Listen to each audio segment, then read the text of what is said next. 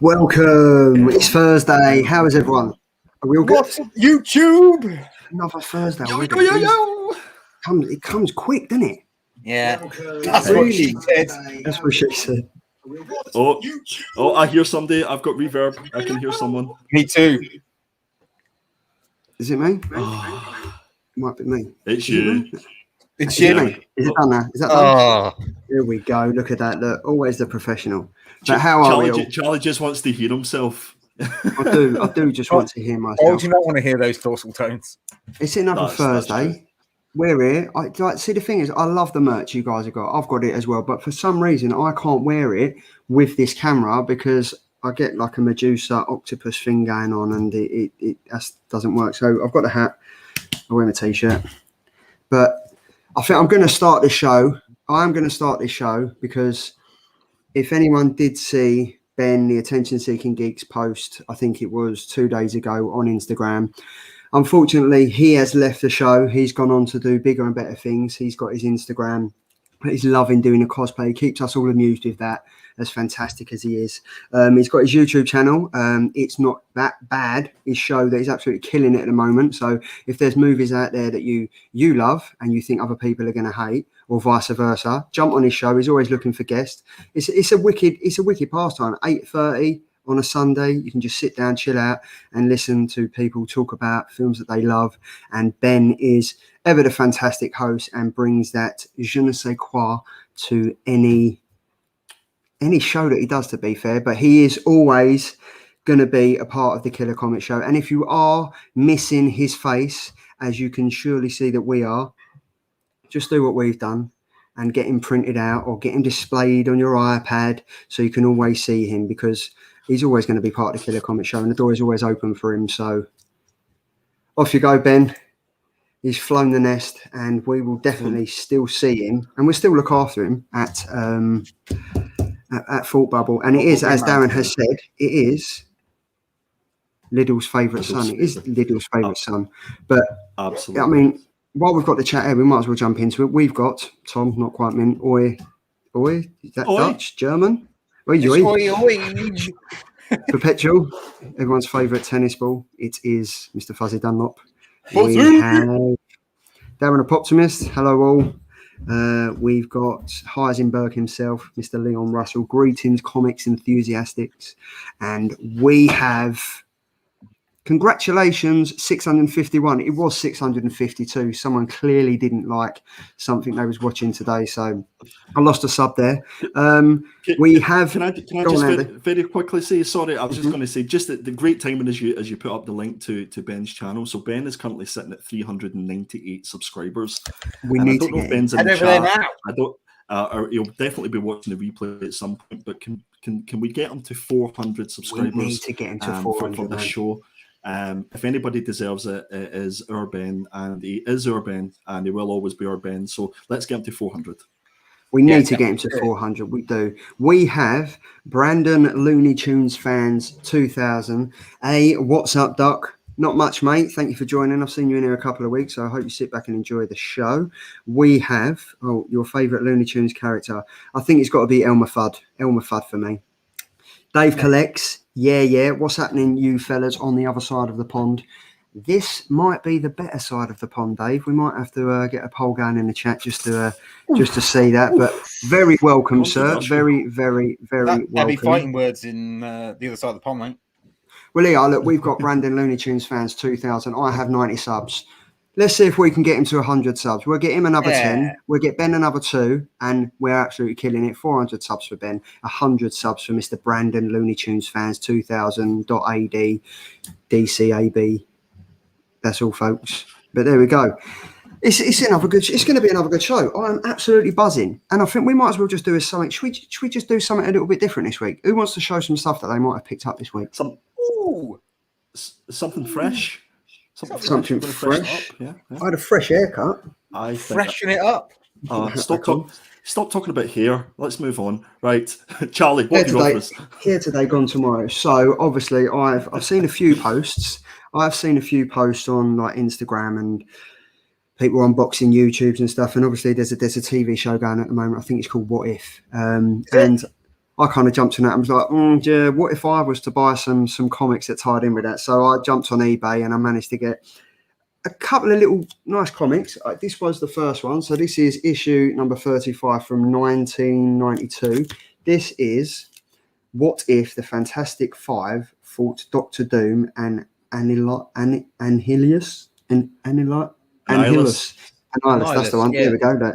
Annihilus. And I thought I was the dyslexic one.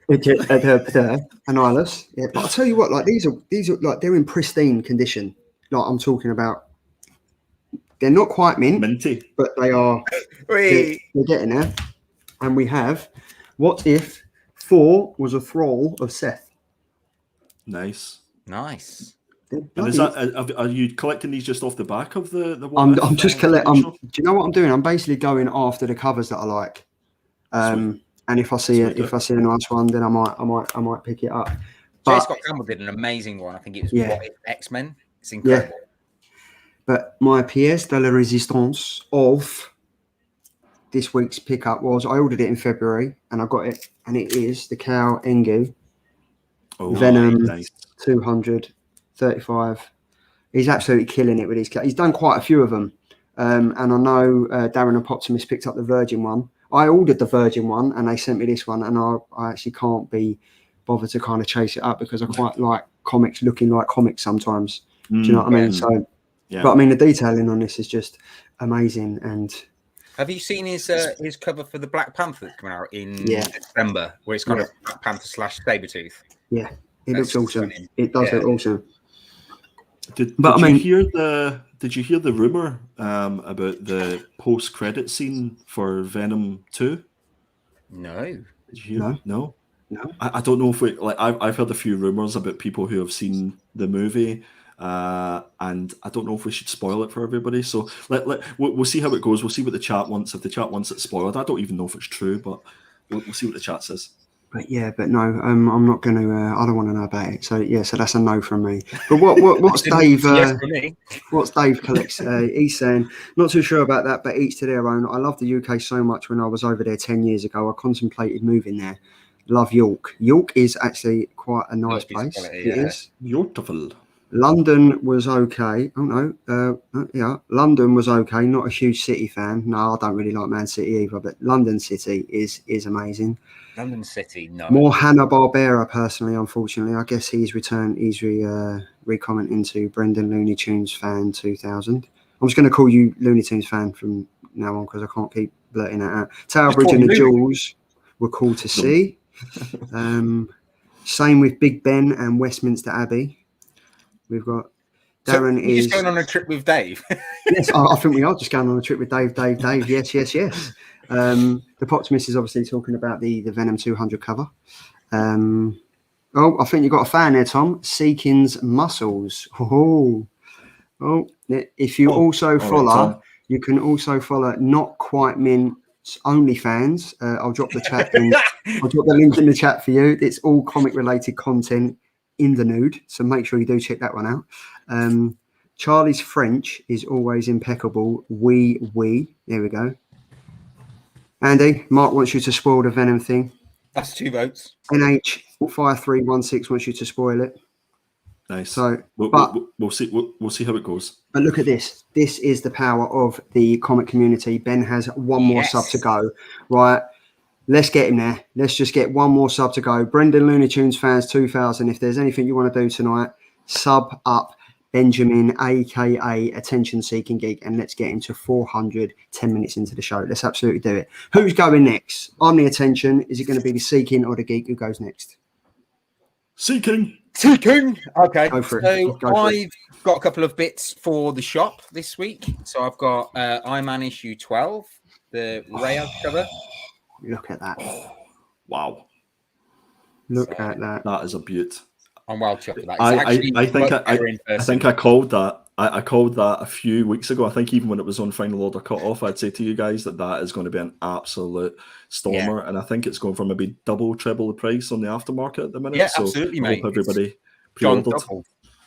I mean, it's much better in person as well, which is great. I have one left. Ooh. Who knows? I also got more issue 1. I thought you meant you got more of that last comic, but No not more more. from Boom. I've not read it yet, but it is my pick to read for next week's reviews. Also It's got nice, isn't it? Star Wars Bounty Hunter. I don't even know how you say that. Would you say Boosh? Boosh. A boosh. Yeah. Yeah, Do a boosh. This is that character's first ever appearance in comic canon, and this is like before Leia took him over and stole his outfit. Mm-hmm. Apparently, Yeah.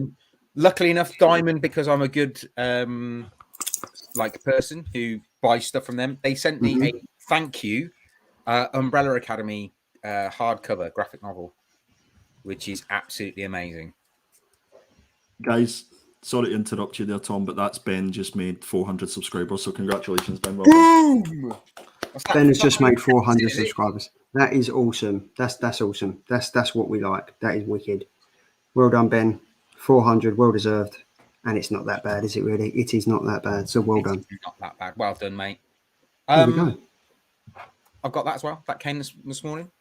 Oh, I've got CGC Virgin cover of the Gleason third. That's lovely, that, isn't it? That is nice. That is lovely. 9.8 as well. Ooh, that's hard Yeah. with a black cover as well. Yeah, man. Good old Scott's Collectibles sorted me out.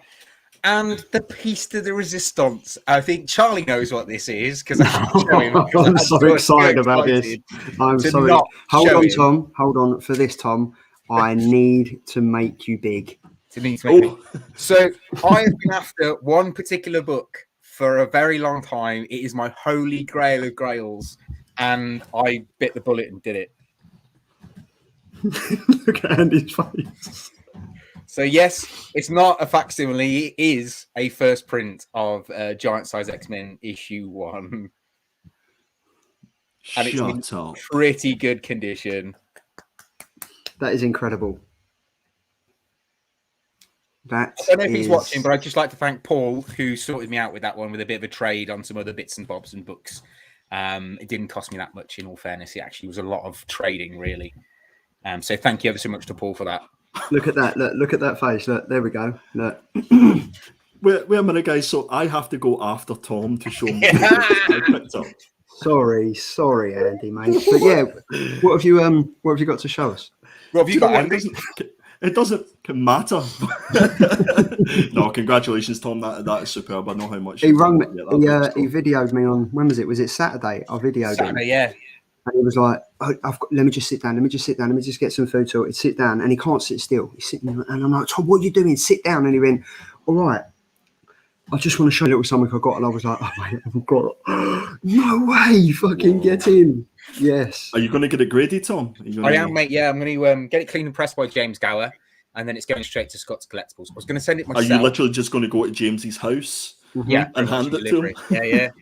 I was going to take it. I was going to send it off to CGC myself. However, my insurance doesn't cover anything over £3,000. So yeah, I'd rather get it done through Scott's. Right, I'm going to show I picked 2 books, 2 modern books that I picked up, and they don't come close to what we've just seen there.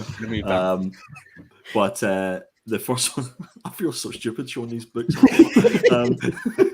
It's like we planned it, Andy. It's like we planned it. Exactly. That's exactly it. But the first one that I wanted to show, just because I'm not mugging you off on purpose, mate. Yeah. Whatever. It's one of the Bounty Hunter, Jabba the Hutt, and it's the second printing. That's great. So if you remember this was Ben's one of his covers of the week. Last week, yeah. And it, I'm not normally a fan of these sort of design variants, but this is absolutely fantastic. So I was really happy to pick that up, and I'd actually pre-ordered this even before the cover design was released. So I was delighted when it actually arrived. So superb. And my second book, I picked this up in a Facebook group, and I got it fairly cheap. I think I only paid like maybe £4 for it, and it was Amazing Spider-Man issue 545. Nice. That's actually a really cool story.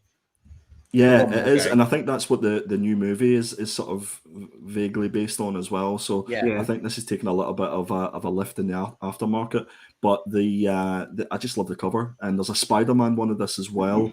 that go really nice together. So I'm going to try and see if I can seek that one out and add that to the personal collection. But that was my 2 pickups over the last week. If anybody wants to see any of the other ones, I've put it up on Instagram, perpetual.comics. So make sure you go follow me, and I normally stick up all the books that I pick up there. How much of that design variant set you back, mate? Because I'd quite like to get that one. That I pre-ordered that, and I think it cost £2.90, £2.80. Nice. Yeah. As the Poptimist said, what an anticlimax. And then that's what she said.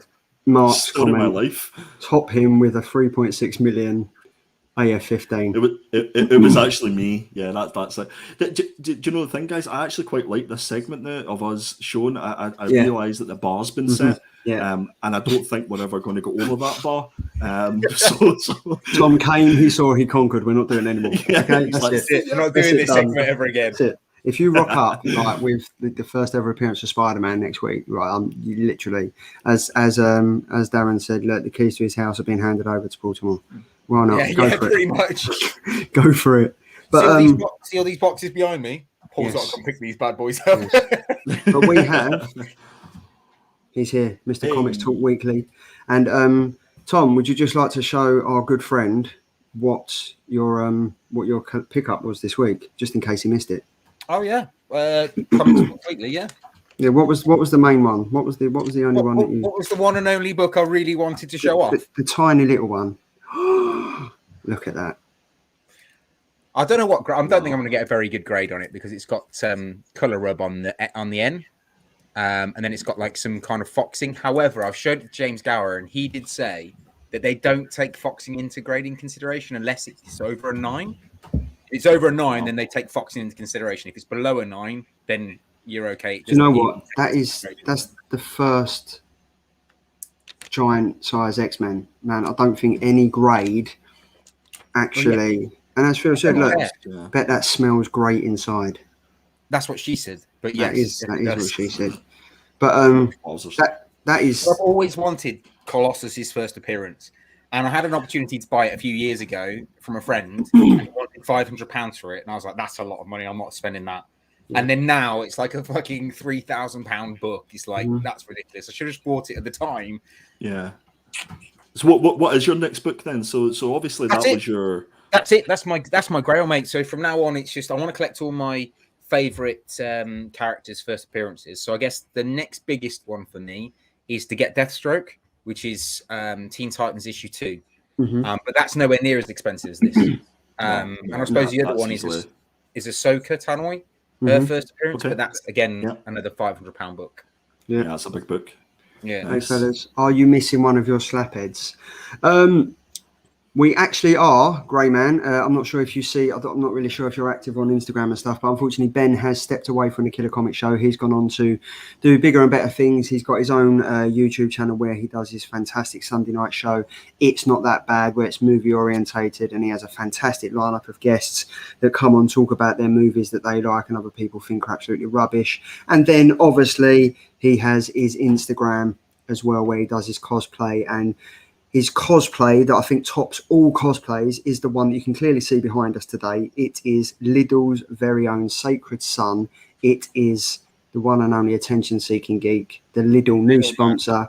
And as I messaged him earlier, I said, like, you might have stepped away from the Killer Comic Show, but every Lidl helps. Okay? So just remember that.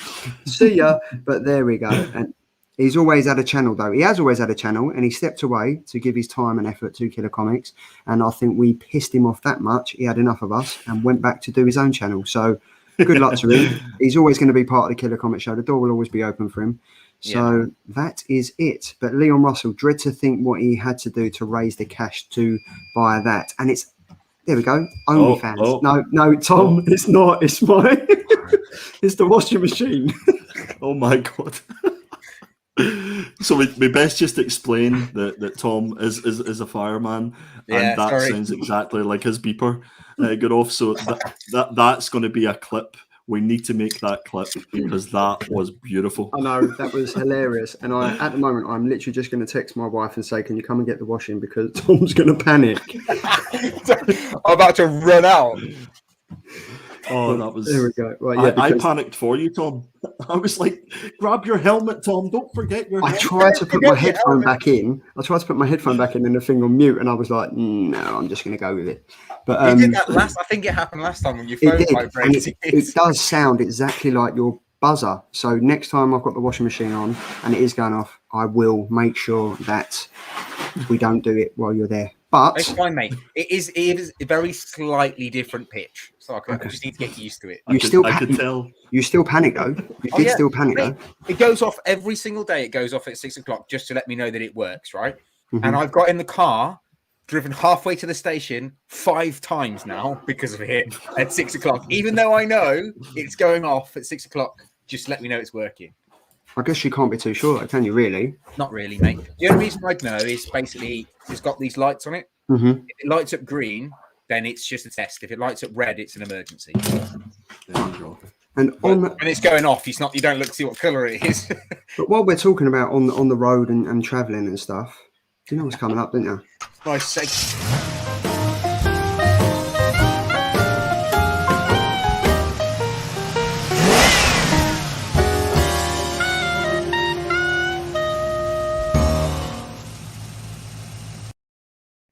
I do. It just reminds me of Mr. Bean. I can just picture Mr. Bean in his Mini just driving. Surely that's how we're going to be rocking up to Thought Bubble, right? I think we have to, no? It has to. We have to do that. I'm gonna see if we can rent a Mini. We do. I'm just gonna say that we have. How long have we got now? I think we've got 14 weeks. Less than 2 months. Yeah, less than 2 months to go. I think it was like the 2 months a couple of days ago. So yeah, it's getting really close, and it's becoming even more real because I've booked my train and the flights are booked. This is the second flight that I've had to book because the first flight had to get cancelled, and it just feels as if it's all coming together now, and it's coming up, and it's going to happen. So fingers crossed that it does go ahead, which it's looking as if it will.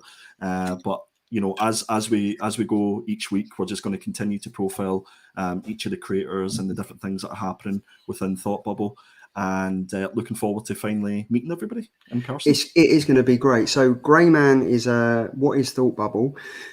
We started this about 7 weeks ago now. We've done the road to Thought Bubble. So obviously, Greyman, me, Tom, Andy, and Ben. This was all put together during lockdown. We didn't meet, and the first time we are going to meet is going to be on the 12th, 13th, and 14th of November in Harrogate. We're going to be going to Thought Bubble. Andy, you've been before. Do you just want to give a brief, quick overview of what Thought Bubble is? Yeah, absolutely. So Thought Bubble is it's actually a week-long event where they have different events throughout Harrogate, and there's stuff that happens in Leeds, specifically in the comic stores in Leeds. But the main convention, the main sort of festival is the weekend of the 13th and 14th of November, and it is the comic collectors convention. It's where you want to go if you want to meet the creators, meet the writers, the artists of your favorite books. You're getting people like Mark Bernardin, who we're going to profile at the moment. Jock's going to be there. You've got Scott Snyder. You've got lots and lots. Go to the James Tinian. Go to the Thought Bubble website, which I'm sure we'll drop the link to in here. And go have a look to see all the creators. But for me, it's the best comic convention that I've ever been to.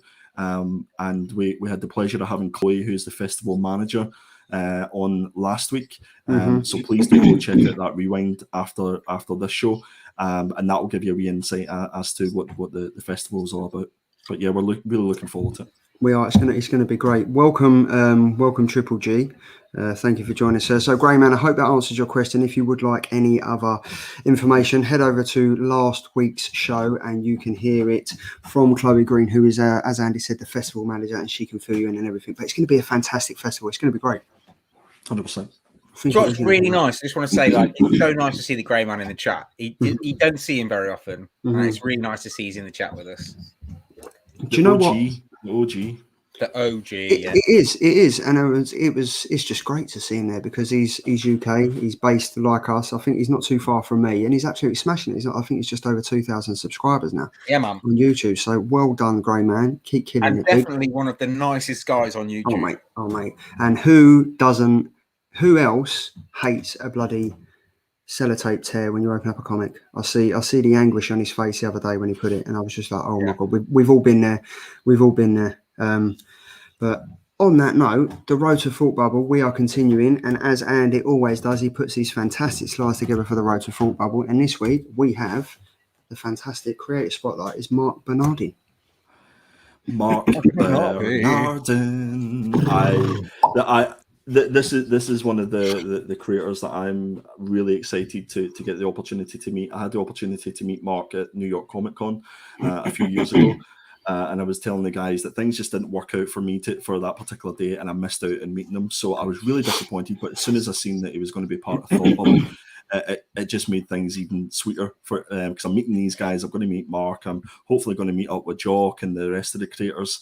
So I was really, really excited. So we've thrown these slides together just to give a little bit of a taste of what Mark's done and what he's all about. Because I think it's fair to say that it might not be a name that you instantly recognise and instantly know what previous work that he's done.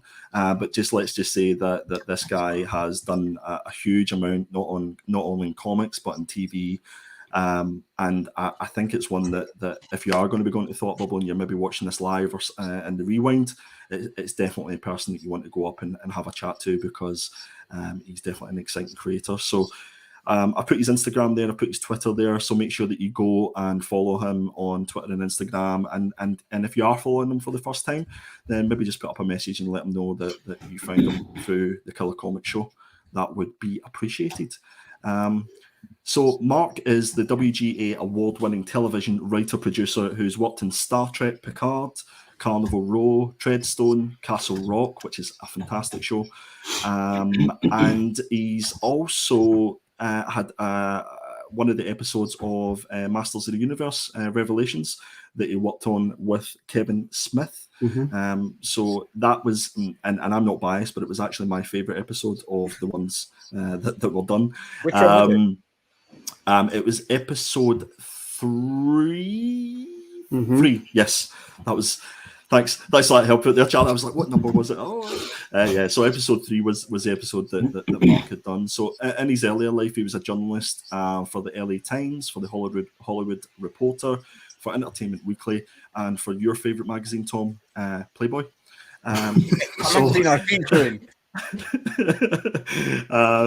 And yeah, so he's in comics. He's done comics like Genius, which is a great comic. He's done The Highwaymen.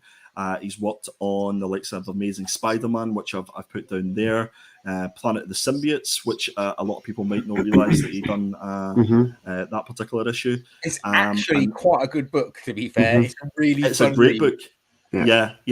And that's what you'll find with a lot of Mark's written stuff. It is really fun, and it's a really well-paced, well thought out. And a lot of it, because he's done TV shows as well and written for TV shows, you can really see how anything that he writes for comics can be easily adapted to TV or the big screen. So yeah. Instagram, Twitter, hit him up. Fantastic stuff. But I'll be honest, when we said we were going to talk about him, I didn't know who he was to start with until you started name dropping what he'd done. And I was like, actually, I really like this guy's work. So yeah, nice one, mate. And that's exactly why we thought about doing these profiles for they're so good. Creators. Yeah, because you can instantly pick out maybe 3 or 4 that you recognise the name of, but it's maybe the ones that you don't necessarily know the name, but you know the stuff that he's done. And for me, it's not a case of just reading a comic and going, oh, well, Mark Bernardin's done that. I'll actually seek out Mark Bernardin's work just because I know it's that good. So, so yeah, as I said, he served as film editor for the LA Times and senior editor for the Hollywood Reporter and Entertainment Weekly. And he's written for GQ, Wired, Vulture, Empire, and Playboy.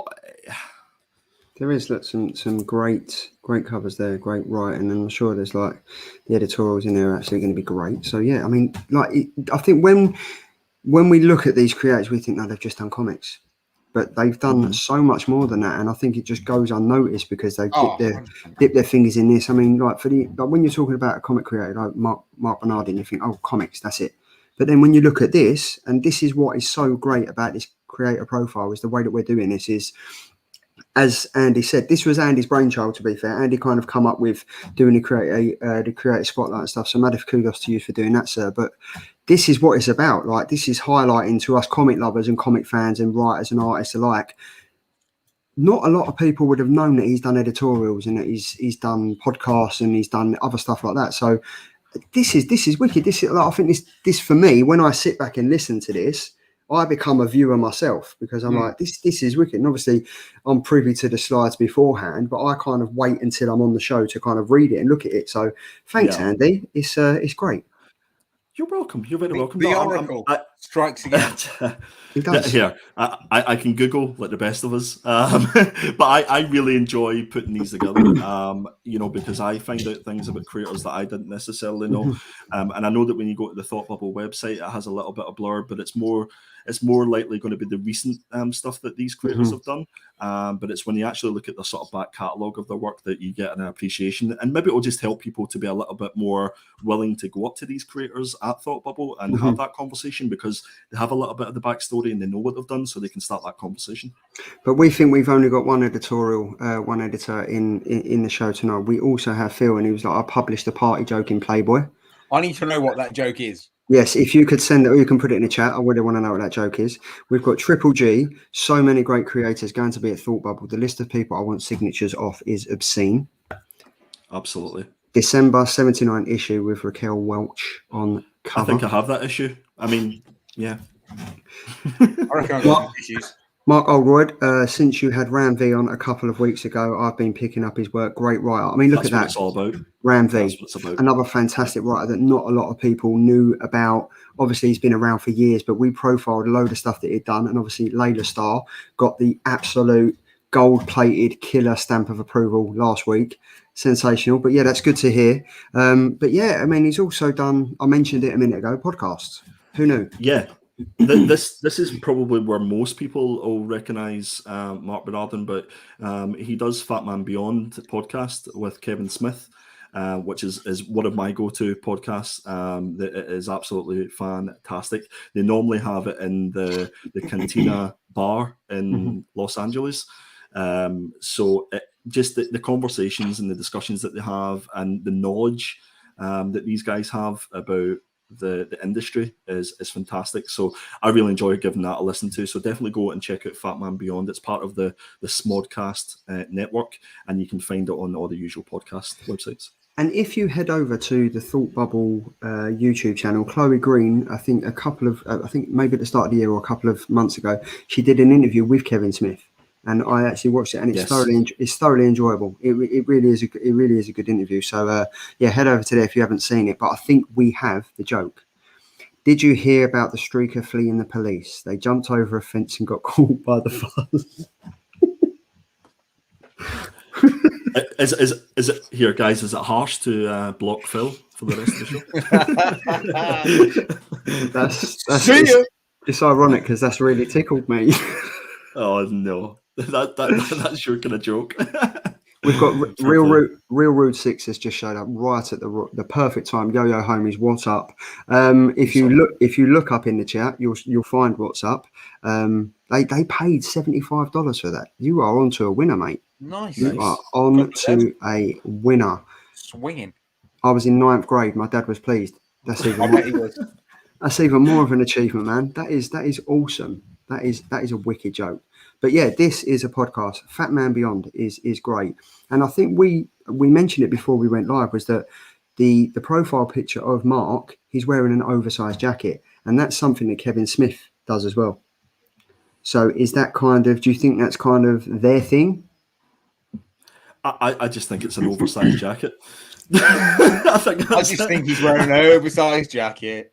Yeah. Well, I think he's probably bought it and then lost a ton of weight and then okay, and kept it. Well, on to the next one, whatever. Moving on. Well, I tell you what, Charlie. Hopefully, we might even be able to get Mark on the show, and he can answer that question for you directly. Let's make that the next challenge to get Mark on. Let's make that happen. Indeed. I mentioned Castle Rock. This was the TV show from Hulu, and they had 2 seasons. and Mark was the staff writer for episode 6 of Castle Rock, and this was the show. If you haven't watched this, it's fantastic. It's based on Stephen King, stories from Stephen King, and he was also part of the team that won the Writers Guild of America Award in 2019 for the best long-form original TV series. So yeah, season number 1 in particular is absolutely superb for this. I'd highly recommend you watching it if you haven't seen it before.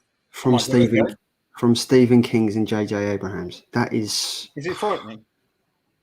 It's yeah, it's a little bit intense. Yeah, I might not then. You're fragile. I am. The Grey Man is. Day job. The Grey Man has just said, "Is it since he lost weight after his heart attack?" Well, I know that Kevin Smith, after he had his heart attack, he became vegan. And he went on an exercise and lost a lot of weight. Yeah, so yeah. Who knows? Castle Rock. I'm going to check that out. I love Stephen King. I love my horror, and I haven't watched a horror in ages where I've been like, oh, that's really scary. I don't think they make them anymore. It's just always like these people that get attacked at the bottom of the house and then run upstairs to a bedroom where there's someone hiding in a closet or hiding. This is intense. This is an intense show. You'll definitely get a fright from this, to be fair. It's intense. What is it, filmed in the garden or? Sorry. Moving on. Where's Phil with the jokes? Because that was terrible, that one. Send that one into Playboy. So the most recent comic that... Moving on. The most recent book that Mark has done is a book called Adora and the Distance. And this is a fantasy graphic novel following the epic adventures of Adora, a brave young woman who lives in a fantastical world with underground pirates, ghosts, and a mysterious force called the Distance, which threatens to destroy it, and all and only Adora can stop it. Now, this is only much available. Better than the last one you just showed. This sounds a little bit less horrified. No, this is a little bit nicer to read. It's a little bit more up your street there, Tom. This one is actually only available on Comixology. So you have to go ahead and download this if you want to read it. I think it's due to come out in paper form next year, I believe, in February next year. But I've had the pleasure of reading this one, and it is superb. I would highly recommend it. I think I've actually mentioned to you guys before in our private chat that it's something that you should definitely go and give a read. And if anybody has Amazon Prime, you actually get this book free as part of your subscription to be able to read it. But again, if you don't have that, then I would highly recommend you go and pay the money to read this. It is absolutely fantastic. It does look pretty good. I didn't know that. I knew you could kind of get obviously the videos and your TV shows and your deliveries and stuff. But that's good. That's good to know, because obviously Comixology is based with Amazon. But yeah, it's like a 4-man camping trip. 2 tents. Yo, guys. But it is. Oh my goodness. It is. And moving on. There we go. We're now on our color covers. Yeah, that was it. And one thing I forgot to mention, guys, is that Mark has, I don't know if it's still active at the minute, but he does have what's the word I'm looking for? Where I've had a blank there. Keep moving on. It will come back to me. Completely had a mind freeze there. Right. So we thought we've done that. The profile is going to go, and I definitely think we should reach out and see if we can get Mark Bernardin on the show, because that will be wicked. I reckon we should do it. Well, we are the number one YouTube channel in the UK. Yeah, well, is that our self-titled? Did we win an award that we weren't aware that we'd? No, someone somewhere said it, so I'm like, yeah, let's go for it. We didn't get entered into them awards, but anyway, all channels are great. But we've got a few people that haven't been in the chat for a while. We've got Mr. Perry Comics. Thank you for joining, sir. Thank you very much. Absolutely killing it on YouTube with his review, with his live action reviews and everything that he does. Absolutely killing it. So I really enjoy watching that. And it is everyone's favourite hood rat. How are you doing, sir? Thank you so much for joining. But we are going to move on. So that is the profile of Mark Bernardin, who will be at Thought Bubble on November 12th, 13th, and 14th, and it's a week-long festival, as Andy mentioned, but it's going to be absolutely amazing, so make sure you do. If you are in the UK and you feel like checking out and you feel like meeting us there, head over. We will be more than grateful and share a beer or two with you, why not? But it is a new feature. It's the killer covers for September 15th. Now, obviously, September 15th was yesterday, new comic book day. The killer covers. Us three have picked our favourite covers of this week's comics, and up first we have very nice. This is going to be my reads for next week, and I can't wait. This particular cover is from the amazing John Gallagher. So this is a John Gallagher Virgin variant of Primordial issue number 1. I didn't even look to see where you could actually pick this up and buy it. I'm assuming it's a store variant, it's a store exclusive, but I think this is absolutely fantastic. This is going to be a nightmare to get at 9.8 just because of that cover, but I think it would look fantastic displayed, and definitely something I'm going to try and see if I can order from and get it sent to my stacking and get sent over here. So yeah. But there we go. Phil said Lights Primordial, too short a first issue. Nice. That's one Mad Monkey. You can't me or the I don't know. You can't go wrong with a Gallagher cover. Welcome, Hobgoblin's Hideaway. Thank you for joining me. And it is Want to Go Back and Reread We Free.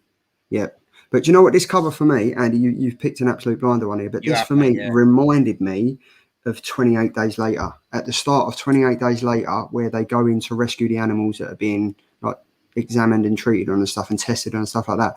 That reminds me of that monkey in the cage where she opens the cage and he 100%. Screams to her, "No!" And that monkey goes absolutely bananas, excuse the pun, and goes straight for her. But I mean, here, look at this. That just ordered that cover. Yes, mate. The power of the Oracle.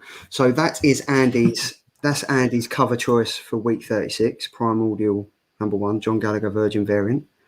We have mine, right? Ooh.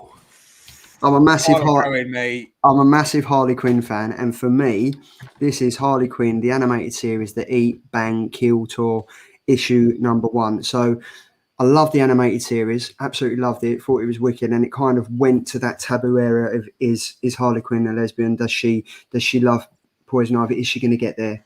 This for me is such an amazing cover, and it's Carla Cohen. There's a black and white variant of this. But for me, the colours of it just signify everything about these two characters. Like Poison Ivy's hair, everything about it is just incredible. And Carla Cohen, she's posting recently on her Instagram where she's holding up these covers and she's just dripping. I don't know what she's dripping like some liquid thing over it that kind of glosses the covers, and it looks incredible. And she's done it to this cover, and for me, it literally is sensational. So this is my cover for week 36. Do you know what's really cool about this? And I've only just noticed it whilst you were talking about the colours. Is the fact that they're trying to show the fact that Harley Quinn and Ivy are in love with each other, and they're they're like two halves of one whole. If you look at the hair, it's intertwined. So it's the red going into the blonde, which is really clever. I really like that. Carla Cohen is an amazing artist. Incredible. If you're not following her on Instagram, go and do it because she's absolutely incredible. And head over to Not Quite Mint because we have her first cover she ever did, which is Batman 108. I think Team Nerd Herd had her on the show, if I remember correctly. Cool. I think they had her on the show. But that is my cover of week 36. And then last but no least. Oh, mate. I absolutely love this cover. This is my pick. So my pick is Iron Man issue 12, the Miles Morales 10th anniversary issue variant cover, which is the Raz cover, and I absolutely love this. I just think it's incredible. I mean, why would you not want to pick this up? It's one of the Spider-Man Miles Morales from the PS5 game in his Iron Man DJ outfit, and I think it just looks absolutely incredible. I mean, the little bobblehead Iron Man completely sold it for me. Absolutely stunning. I think I messaged you guys in our private chat again about this one. I said, look, that this is on final order cut off. Make sure you go pick it up. And the reason that I found out about it was from Tales of the Flip Side. Again, another great YouTube show that you could definitely go and sub up. And it was Brian McClay that had brought it up to say, look, this is going to be an absolute banger. So fair play, he called it, and it is absolutely stunning. And I think you have one left, don't you, Tom? I've got one left, mate. Only one available on notquitemint.com. Head over there now. Nice. And I mean, that is all I cover. So what I'm kind of doing, I'm going to drop a poll in the chat. What is the favourite cover of week number 36? I'm going to drop that. Is it going to be Harley Quinn? Is it going to be Primordial?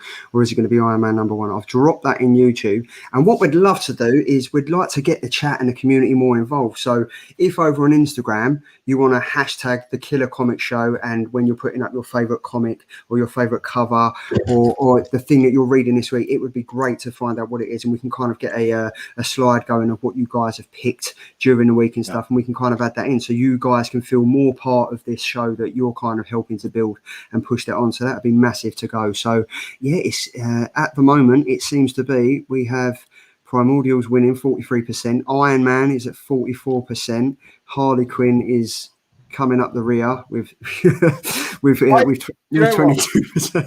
I'll admit straight away, when the poll came up, I hit Harley Quinn. Did you? I did. Wow. You can't vote for your own cover. No. Wait, I just did. No, in fairness though, it's 3 absolute stunning covers, so it is a real hard choice. But yeah, I must admit that Harley Quinn one is pretty special. So we're going to keep that going until the end of the chat. But that is, you know, whoever wins obviously is the most popular on the show, right? Yeah, of course. Yeah, absolutely. So vote for me. And again, if you guys want to post your comics and you want to put hashtag the Killer Comic Show, I can kind of collate all them and we can kind of feature your stuff on the show going forward, so you guys feel more of that. So, and there we go. Look, done, Andy. Perpetual Comics, love the show. There we go. Yes, Dave. What a ledge. But that is it. I mean, that's going to be a new feature going forward. Covers of the week, and it's obviously going to be this week because obviously on the show, the reviews is the week before, week 35, week 36. Yep. Is what we're on now, but it is the Killer Comic Show week 36 review because we're in week 37. Week 36 was last week.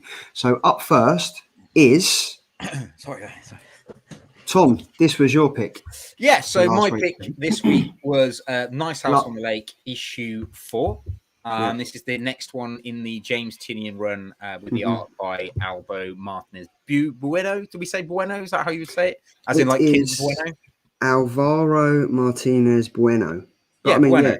I thought he's literally not just the artist. I mean, he's obviously like the cover artist as well. He's done the main cover.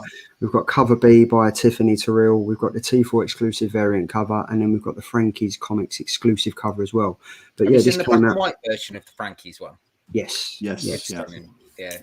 Very good. I mean, the story for this one is it's all based around the character. I think his name's Andy. And he's the comedian. So the whole premise is the fact that he's the funny one and he's supposed to keep bringing everyone kind of joy whilst they're stuck in this house and God knows what's going on. But it actually sounds a lot like me, Tom. Yeah, it does. It does sound like you, mate. Actually, I think did you and James Tynion get together about this? Yeah, my mate James. But yeah, I mean, in this story, basically, he's the comedian. He's trying to like get everyone around him to kind of morale boost everyone that's having to be locked in this house during this horrendous time. The fact that they're all locked down, everyone else in the world is gone to shit. But in this issue, he doesn't just play the comedian. He does a lot more. Like he ends up a lot of character development with him as a character. You get to see a bit more depth in him and how he actually does care about people. He's not just there to take the mickey out of people or make things funny. He actually cares about individuals that he's living in the house with. I thought it was a really good story, and I think the twist at the end was really good. I think it was quite shocking. However, I did see it coming halfway through the episode, through the issue, so it was a little bit predictable. My only negative about the whole series is I cannot tell by the art style who is who. In some of the issues, it's like, is this the comedian guy or is this one of the other guys that's in this comic? And I can tell all the girls apart. I just can't tell the guys apart. So that's my only struggle with this. Otherwise, I think it's a really well written story, and I do really like the artwork. I just wish I could tell the blokes apart. So was this a killer? Was this a killer or a binner for you, Tom? It's a killer. It's a killer from me, but it's not. It wouldn't be my top pick this week. Okay. Ooh. Andy, over to you, sir. Yeah, the first 3 issues, I was a bit worried about the pacing of this story, but then I kind of realised, having read issue number 4, which is my favourite issue so far, that Tynion knows exactly what he's doing. He you know, and James we trust effectively. I think what's happening at the minute with this book is that it's less a story and it's more he's taking you on a kind of an experience that we're all been taken on, and I don't think we'll actually realise that until we've fully had the 12 issues and we look back on it and go, well, what just happened there? From the character evolution to the kind of a mystery of where they are and where they're staying and what's surrounding them. The use of maps and things like that, I think, is really interesting. And I think ultimately it's kind of like you've got the horror and you've got the mystery, and it's sort of been intertwined and used to its absolute best. I think the art builds a lot of anticipation. I agree with what Tom is saying there, that it can be quite hard to, okay, so who's that character? And you have to sort of slow down the pace when you're actually reading it. And it's almost one that you could read maybe 2 or 3 times to fully actually enjoy the story. But yeah, as I say, I think issue 4 is definitely the best issue so far. The art was absolutely astounding. The use of colour in this in particular was absolutely superb. I think James Tynion's pacing of his writing is absolutely fantastic. And I think there's lots and lots of room for this story to develop. I don't think once we get the first 12 issues that will be the end of it. I think this will keep going. And ultimately, the way I thought about it is it's almost like James Tynion's like the Pied Piper. And we're all kind of dancing to his tune with this one. It's like, you know, we're all invested and we'll keep doing it. So I think it's big thumbs up definitely for one me. of those ones that you're going to have to read all 12 issues. Once it's Yeah. done, go back. Because I don't know if you guys have ever read Lost Light, which is a Transformer book, but it's one of those longevity writing things where he wrote something in the first issue that doesn't come about until the last issue. And then once it gets there, you're like, oh my God, how could I not see that coming from the start? So I kind of like that longevity writing. Well, do you know, so obviously when we reviewed issue number 1, I think we reviewed issue number 1 and issue number 2, and we all kind of said the reading of the typography where it's like the printout and you're reading the dialogue between all the different characters, it was quite tedious, and I agree with that. I thought, this is like, even in this, there was a list on and I was like, I've got to skip past that. Do you know what I mean? But when you now talk about the characters, I'm like, I kind of like that because I was referring back to who was talking. Was it the comedian? Was it the doctor? Was it the whatever and stuff like that? I've got to be honest, if I hadn't read Hill House comics, like getting into horror comics, I don't even think I would have touched this with a barge pole. Like, for me, my favourite cover is still issue number 1 by John Jiang. Like, that's incredible. Yeah. They're amazing. But this story for me, still some left. I was literally that was the segue, and he kind of just delayed it a bit. But yeah, I've got to say this story for me really has gripped me now. Like issue number 1, number 2, I was like, I can't be like, Tynion knows what he's doing, but I can't be reading his dialogue. Like, it's far too much. Like the typography and everything. The artwork for me in this is what really draws you in. Like issue number 3 and what we find out at the end of issue number 4, I'm so gripped in it now. I'm proper more gripped than I thought it was. The writing, the story, the character building. I like what they're doing in the previous issues now, where they're kind of focusing on one character and you're kind of seeing how that progresses, his relationship, and how that's all coming on and stuff. But I think it's a really, really good comic, and I will be taking issue number 1 to be signed by the man himself. Yeah, definitely, mate. Nice. I've just seen the comment from Triple G, and I totally agree. I think they need a key in the book that says who's who with the symbols, because that would really benefit this book, I think. But saying that also makes me think, do you guys think he's writing in such a way at the moment that you're getting their names and their symbols, that by the end it gets to the end of the book, you ain't going to be using their names. You're going to be thinking, okay, that's the comedian. And that's subliminal messages. You're not going to be using their names by the end of the book. Yeah. Did you not use the list to try and spot all the items. Yes, I did. Do you know what? I did do that as well. I did do that. It was like a Where's Wally of going back and thinking, like, I found where Wally is. I'm going to go back and everything. And it was ridiculous. I couldn't find the fleshlight. Thankfully, is that because it's in your bedside drawer? Personally, you couldn't find it at the time or in the book. But yeah, Marcus said, I agree. Filth. This is the strongest so far. I think it has. This comic has gone from strength to strength. I think when we first read it, it was like, oh my god, it's a bit tedious, but it's definitely going on. The Wakey Box, nice. Thanks for joining us, dude. Better late than never. Is it confirmed how many issues there is? It's 12 so far. I believe it's 12. There's 12 symbols, and if you look at each of the top of the issues, each one of the symbols is highlighted in each of the issues, and there's 12 symbols. So I guess we're basing on 12. But on issue number 4, there's only 10 symbols at the top. Was there? I didn't even notice. I could be wrong. But it is definitely 12 issues. It is 12 issues. I looked at it before. 12 issue mini run. So I'm guessing obviously there's only 10 people in the house. Yeah. And then they're going to do 2 episodes or 2 issues to explain what happened to them all. Yeah. Because obviously Possible. they keep doing this post-apocalyptic bit at the top. So it's almost like, I feel like that's going to be your last book. It's just going to be all of that. Tying it all together. But the Hobgoblin's Hideaway, they did that in an indie comic peekaboo with little name tags and constant bios. Couldn't tell the characters apart. And I think we can't tell the characters apart, but we're still talking about the characters. And I think James Tynion knows exactly what we're doing. We're talking about the characters. We're talking about the symbols. He's a shrewd man. He knows what he's doing. It's all coming together. Silly, is he? He ain't stupid. That cover beat. So for me, it's definitely a killer, Andy. Killer for me, absolutely. Yeah, there we go. And if you haven't picked that up yet, as Tom said, not Quite Mint are the official sponsors of the Killer Comic Show. And Killer Comic Show are the same thing. So we, as a team, Not Quite Mint is the official sponsor of the Killer Comic Show. So we do still have some issue number 1s of the John Jiang Fantastic, the Trade, and the Virgin over on notquitemint.com. You guys can help us get to 700 subscribers.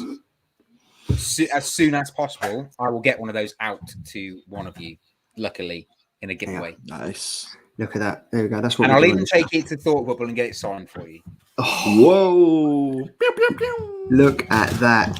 So what we will do when we get to 700, the next show after we've got to 700, whoever's in the chat, we will take your names down. We will do one of them random raffle things. We'll do it, spin it round. We'll enter it all, and we'll either do it at the end of the show or we'll do it on the next show. And then whoever wins it, we'll get it. We'll get that comic signed by James Tynion. Why don't we set a challenge to see if we can get to 700 by Thought Bubble? We'll go live at Thought Bubble and we'll give it away. Yeah. Or what we could do.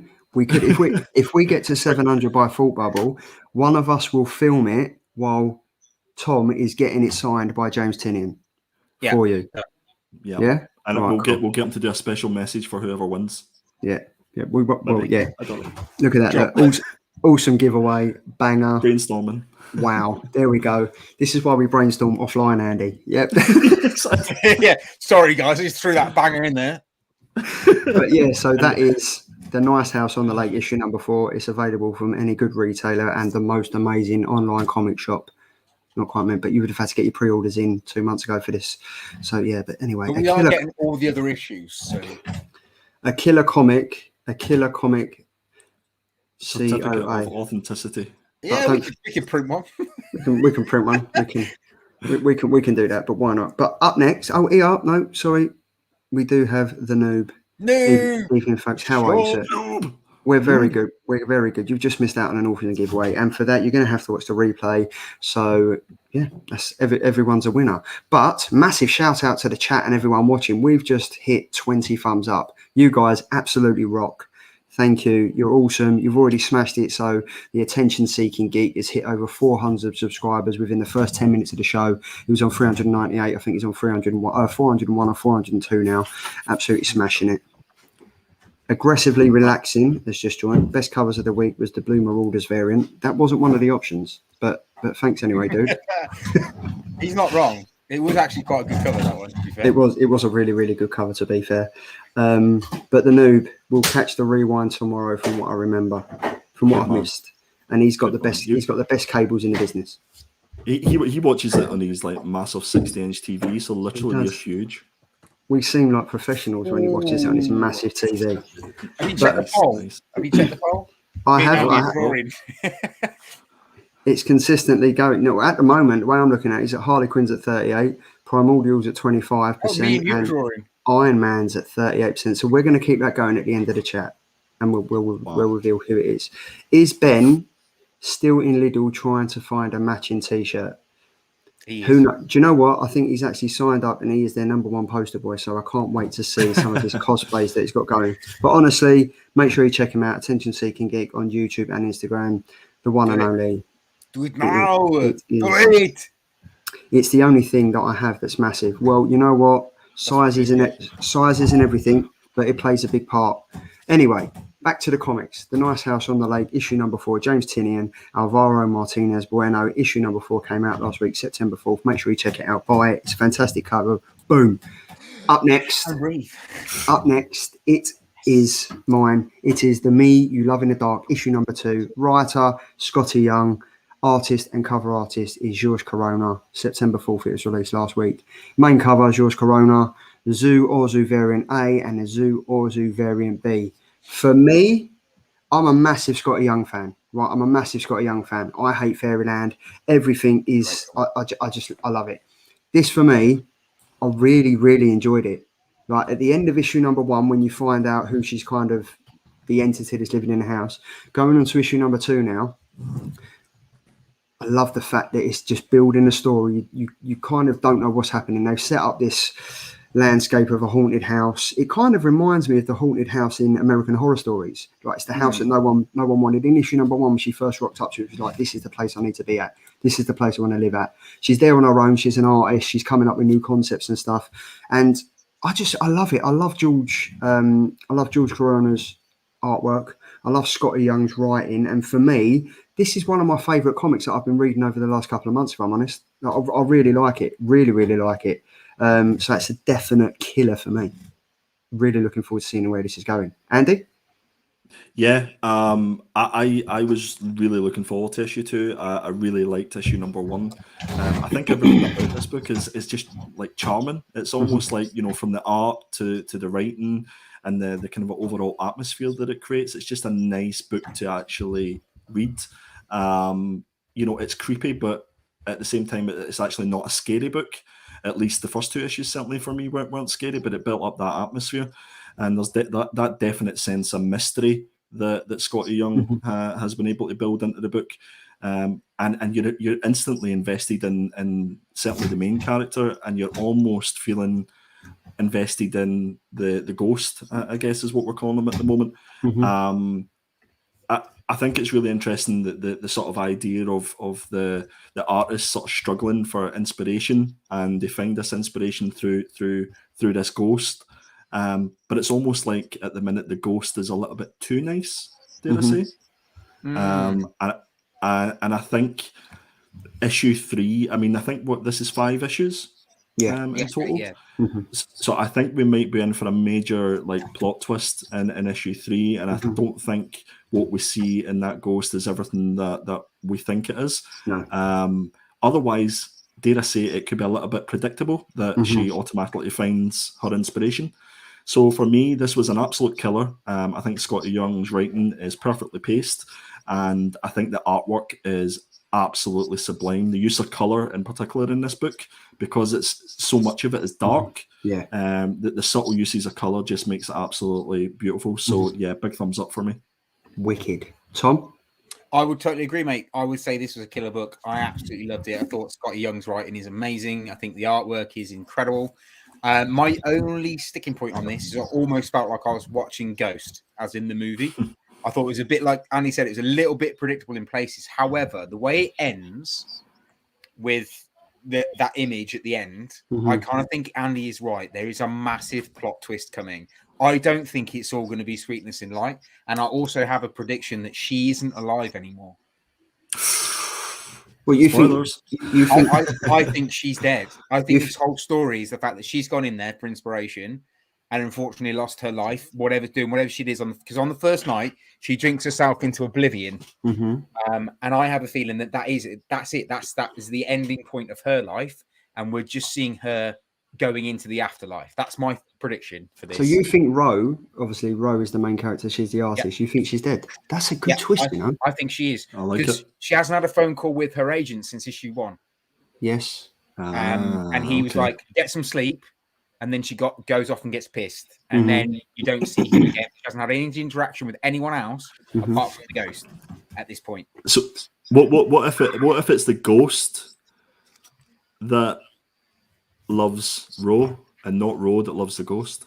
Maybe. But yeah, it is true. Didn't you notice that the ghost only really started communicating to her after she had that call and she woke up the next? Did she? Yeah. After she got absolutely hammered. Is she cuddling someone disappearing on the front cover? Yes. Fair point. See, this is the talking point of the comic. This is why Scotty Young, like, again, he's like James Tennant. Like, obviously all writers and artists know where they're going with it, but it's the fact that they leave a trail for the viewers and the readers to kind of let their mind do overtime and kind of think, well, hold on, is she alive? Is there an alternative motive? Like, let's be honest, the ghost is too nice. Like, he's making her breakfast, he's cooking her dinner. He's like, no, you get to bed. And she's kind of like, are you telling me that you've seen me naked? And he's like, don't even think about that. No, I haven't. Of course I haven't, but go to sleep. Do you know what I mean? Like, how is it all of a sudden she can just communicate to him when beforehand she couldn't? So this is a definite killer for me. That's 3 killers. That's 2 comics. We've had 3 killers, 2 killers on the trot. Up next, it is only fair that we do the Oracle himself. And it is Maze Book number 1. Maze Book issue number 1 by Jeff Lemire. So Jeff Lemire's doing the writing, he's doing the art, and he's done the cover art as well, at least for the first cover there. And this is through Dark Horse Comics. So I picked this one as a sort of book to watch on my Instagram, and I've been really looking forward to it. If you just have to look at Jeff Lemire's back catalogue to know that he does some absolute quality. And I just thought the sort of synopsis for this one was really intriguing. So effectively what we encounter here is what would it be, like a building inspector almost. And it's fair to say that he's still grieving the loss of his daughter. And we find out that his daughter loved completing different sort of puzzles, like maze puzzles and drawing the pencil around it and stuff like that. And you see almost that this whole issue is really the story of the loss and exploring the loss and how grief and memories can create almost your own maze that you can't get out of. And it's pretty clear that the building inspector is kind of lost in his own maze of grief, if it were. At the end of this, he receives a phone call, and it's a girl's voice, and it's claiming to be his daughter, and that she's actually trapped in the middle of some sort of labyrinth. And that's where this particular issue ends.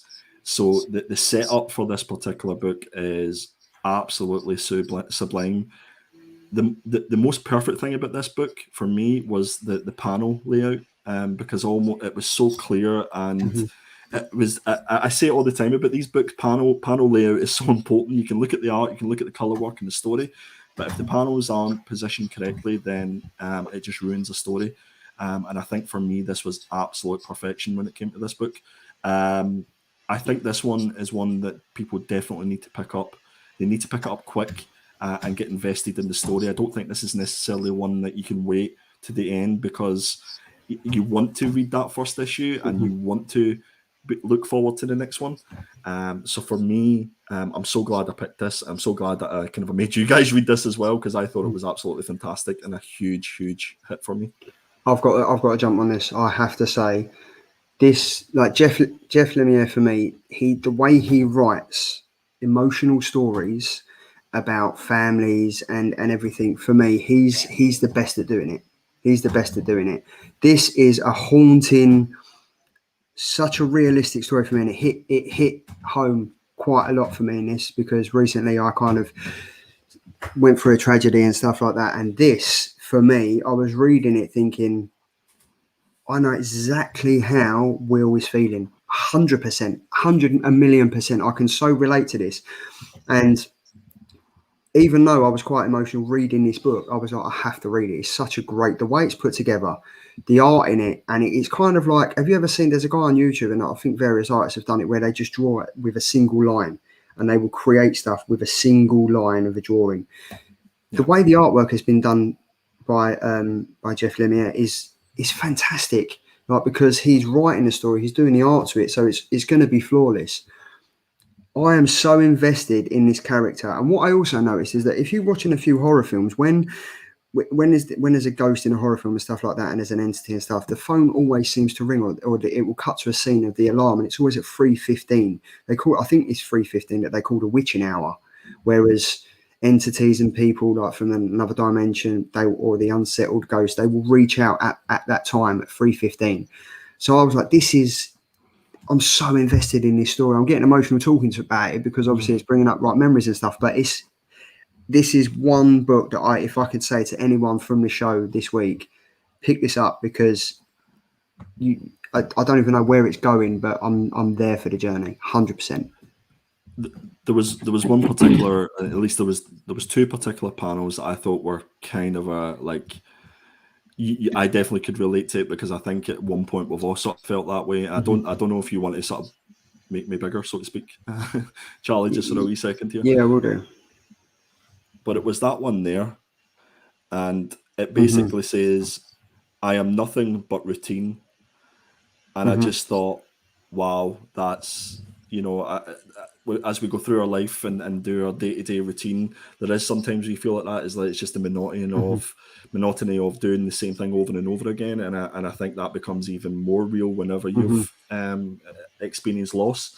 So I could definitely relate to this book as well as yourself, Charlie. Yeah, definitely. Tom, what did you think, mate? It was a killer for me, by the way. Absolute killer. Fantastic. Yeah, this is my. If I could pick a book this week that was the best book I read, it would be this one. And the reason for that is anyone that's lost someone very close to them that they've been extremely close to will completely and utterly relate to this book. We've all been in every single situation this guy goes through in this book. We've all been in it. And it's so relatable. It's so it's not an easy read, that's for sure. It's an emotional roller coaster that you go through in this book, but it's an amazing book to read. I couldn't put it down. I thought it was great. And what I really liked about it is there's one single color tone in it. So it's black and white with a very, very small hint of red. And that hint of red gets you through the whole book. Yeah. And it's absolutely sublime. And like Andy said, the page layout really adds to the whole thing. But like I said, every panel is pretty much relatable to your own life. And I think that is really hard hitting. And I think it's really impactful. And if you haven't read it, please go and read it. It is 100% worth your time. Yeah. So yeah, killer for me. Absolutely. That's been wicked. We've had 3 fantastic killers this week. The comic for me, like, this is, I've got to probably say this is the best comic I read this week from last week. It's 100%. Amazing. Absolutely. Yeah. Incredible. I would say for me that this was definitely the best one, and it came with a lot of expectation as well. There's been a lot of build up for this, and obviously because Jeff Lemire is on it, there's a certain expectation there, and they definitely had to out the park for me. It was one of those ones where you can, again, a book for me, I have to remember it when I've read it, and I instantly wanted to go back and reread this one, not only to enjoy the writing but to enjoy the artwork as well. It is. And there is another book by Jeff Lemire. It's called Family Tree. Yeah. And I think it's by Image Comics, and it might be Image or Dark Horse, but that's another great. Like, he just seems to get the whole writing about family, writing about emotions and stuff. He just seems to smash it every time. So if you guys are into Jeff Lemire and you want to read another one of his comics, go and read Family Tree. I think it's 12 issues, and it's out there, so far removed from reality. It's so different to this, but it's definitely worth a read.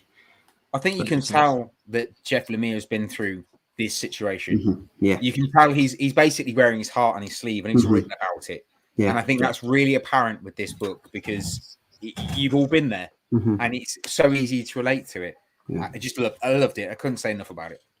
But guys, that's 3 seriously quality comics we've read this week. There were definitely 3 good picks that we had this week. I would say to the guys in the chat that I know a lot of people sort of take our recommendations about what different books to read and stuff like that. But if this isn't a comic that you've picked up this week, then definitely try and pick it up and let us know what you let us know what you think. So, hashtag the Killer Comic Show and just let us know if you enjoyed it.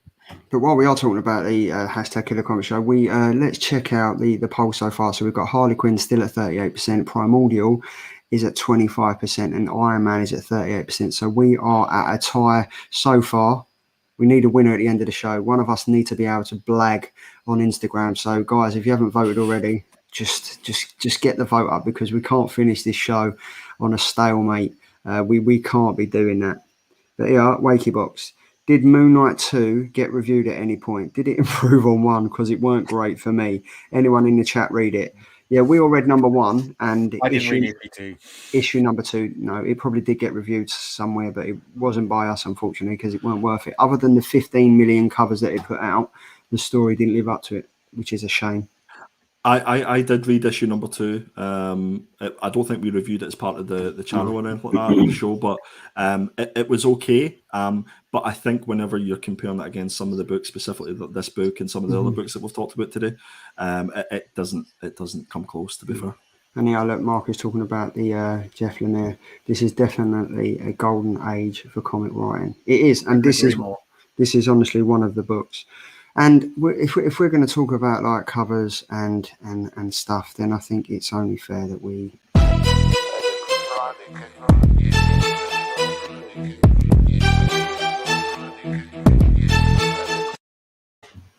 There we go. Look, I need to edit that so it finishes the track and doesn't end it so abruptly. I'm sure you said to me about making it longer, so I made it longer, and then I probably just didn't drop the new video in the Dropbox. Was I talking about making that longer or something else? Anyway, moving swiftly. Know what you think in the chat. This is the Killer Keys. Obviously, we work a week in advance when we do this. We're working backwards and forwards, and we're right here, right now. So do not change your TV set. This is what you're looking at. 3 gorgeous men talking about comics. Up now is the Killer Keys for September 22nd. Thomas, take it away. Okay, so first up is X-Men Legends issue 7, written by Larry Hama. Sorry. And art by Billy Tan. This one is a key book this week or next week even, because it's got 2 first appearances in it. You get the first appearance of Hyo-chan and you get the first appearance of GG, and they're both brand spanking new mutants. They're going to be part of this new X-Men Legends kind of old school. They're kind of retelling stuff from the kind of cartoon era, so they're going back and redoing what would have happened after that sort of stuff, and it's been actually quite enjoyable. Very Chris Claremont, I'd say, this series. It's just very like 90s X-Men. I love it. It's brilliant. Right, I've got definitely worth picking up. Right. So while I was in isolation a couple of weeks ago, I thought I set myself a task. I was going to watch all the X-Men films, and that includes Wolverine and the Deadpool. I came away from it not knowing what universe I was in, not knowing what time zone I was in, and not knowing who I was, because I went from being Weapon X to then Deadpool to then I just didn't have a clue what was going on. And I'll tell you what, this is why I don't want to invest in an X-Men comic. Yeah, because I can't get it. I don't know. They've totally fucked up all time zone continuums. Let's be honest. It's far too much, mate. I think I like the Jonathan Hickman stuff, but I think the fact that there's the Marauders, you've got X Force, you've got Core X, you've got the X-Men book itself. There's just far too many X-Men titles. They need to condense it a little bit into like 1 or 2. The only reason because it's not anything to do with the Jonathan Hickman universe, and I like that. But the only reason I would pick up an X-Men book is because of the Russell Dalton connecting variants that he's been doing. They're quality. They're amazing, but I've got no interest in reading a comic. So this, for all you X-Men fans out there, this is a Killer Key, X-Men Legends number 7. But other than that, I can't invest in it because I've got a tiny little pea brain and my brain can't process it. So I'm going to move swiftly on. Okay, so the next one up is... Charlie really hates X-Men. I can't stand it. I can't stand it. But do you hate this X-Men?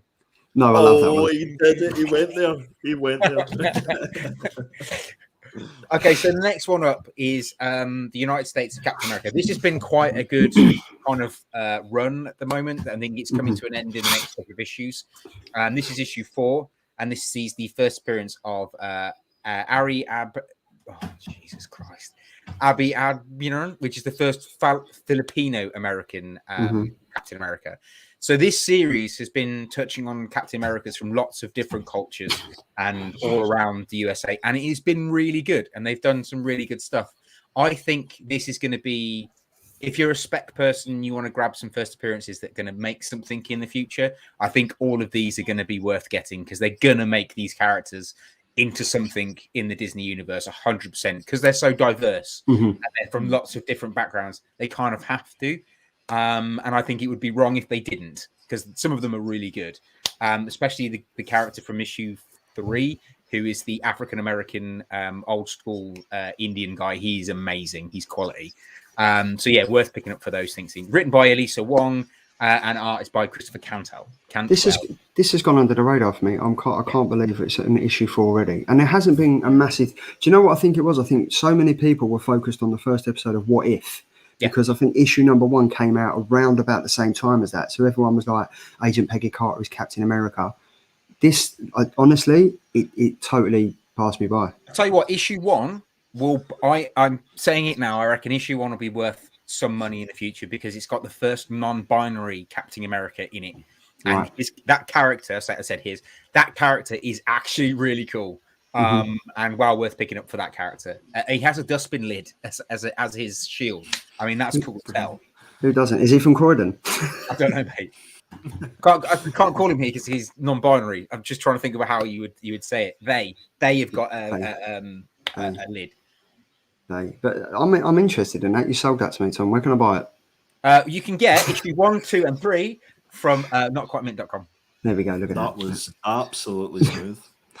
It was, wasn't it? And I don't know why, but it's changed on here, but it hasn't changed. Is it changed? Why is it not changing? It doesn't seem to be. There we go. There we go. Technical fault. Sorry, I was panicking you then. So next up is a DC book, and it is Batman issue 113, the James Tynion run. This, at the moment, the James Tynion run has been a little bit slow, been slow building to this Fear State thing. I think the last issue was really good, and I'm really excited for this issue. This is going to be the first full appearance of Peacekeeper X, which we saw at the end of the last issue. So this is going to be his first full appearance and his first fight. It doesn't say who it's with, but it's going to be his first fight. And this is obviously written by James Tynion. And also he's got Brandon Thomas helping me out with this issue. And also George Jimenez, who's an incredible artist. I would love to get him on this show if we can. He's incredible. I love my Batman. No, I love Batman. And I said to Andy the other day, I said, I could probably just end up taking a whole suitcase just for the James Tynion Batman. Yeah, absolutely, mate. Honestly, I think we spoke about it when Joker War coming. I still, and I'm 100% behind this. The lead up to Joker War was much better than the actual Joker War. Yeah, like the whole Joker War thing would have accomplished so much more if they'd killed off a character, because when it ended with Batman, the Joker, and Harley Quinn in the plant, and the dynamite goes off, you kind of like, did he die? Did he not? And you kind of find out that he didn't. If you haven't found out that yet, I'm so sorry. It is a spoiler, but we are 100 issues after that happened. But for me, that would have. Do you know what the really annoying thing is about that? Is I read somewhere, I don't know how true this is. I think it might have been on Screen Rant. I read that they were going to hold back telling people that Joker was alive.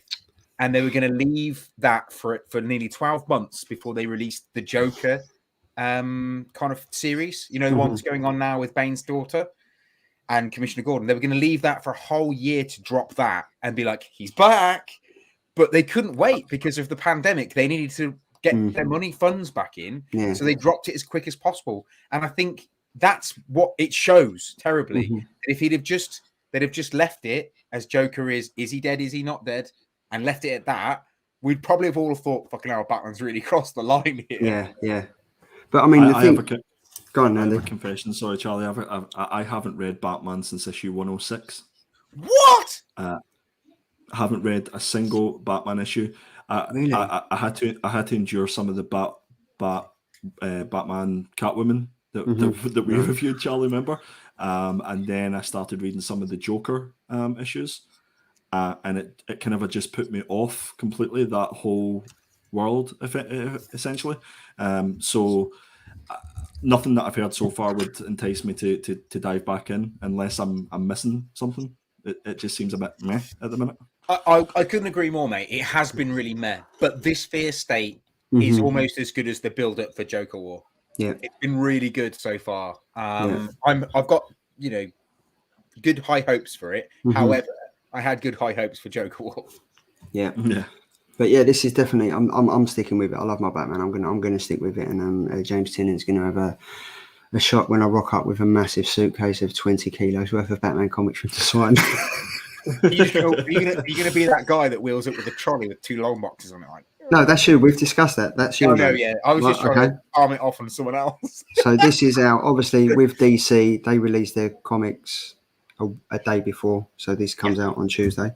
And last but no means least. Now I'm confused about this, Tom, and I think you can kind of nip this in the bud.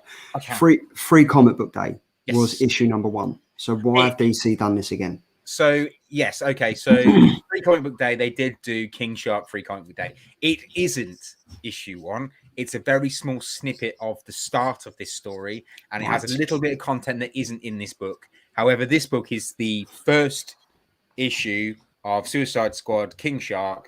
It's got 6 first appearances and 1 reappearance of King Shark's father, who is King Shark. I don't know how you would say it, but yeah, there's a couple of first appearances. So you've got Queen Tiger, King Roach, Prince Napatod, and Princess Purgin, and then Man King. They're all part of this. That's going to be, so if you're looking for first appearances, this is going to be the one to pick up for King Shark itself. I don't know whether King Shark after Suicide Squad is going to end up with his own TV show or anything like that, but if he does, then this book is definitely one to pick up because it's got all those first appearances in of characters that are probably going to cross his path. I'm looking forward to this. I am. But yeah, like you said, go on. I know one person that's going to read this. It's him. It's him. It is Benjamin. It's Benjamin. There it is. He's ordered this. So there's 2 covers to this. There's this one, which is the standard cover, and then there's the Federici cover, which is absolutely insane. Incredible. And I think Ben's got 1 of each. You can get these from notquiteminty.com. I don't know how many I've got extra, and I won't know until next week. But if you come back and see me next week, I'll know how many extras I've got. But yeah, I ordered the Federici as well. You did. So did Charlie. I think we all did. But I mean, this is true. Fuzzy done. I wanted the Free Comic Book Day King Shark, but I only got straw dogs. I think you mean sad dogs, stray dogs. Stray dogs, sadly. But again, that was kind of leading up into the first issue of Stray Dogs as well. So it's kind of like Did Fuzzy? Did you get Stray Dogs from me? Because I didn't do the DCC Free Comic Book Day, so I missed out on those, unfortunately. Wakey Box managed to get it, but I mean, yeah, we've got some good keys. This has been like full on this show. Like everything's been a killer. We've got some fantastic keys. So many first appearances in the. This like next week. There's a load of others. There's a couple of other books that have got first appearances. So if you haven't got Key Collector Comics app, I very much would suggest go and get it. But I mean, notquiteminty.com, and I'll tell you. It is. But I mean, we've had killer keys. We've had fantastic comic reviews. I think the only thing missing is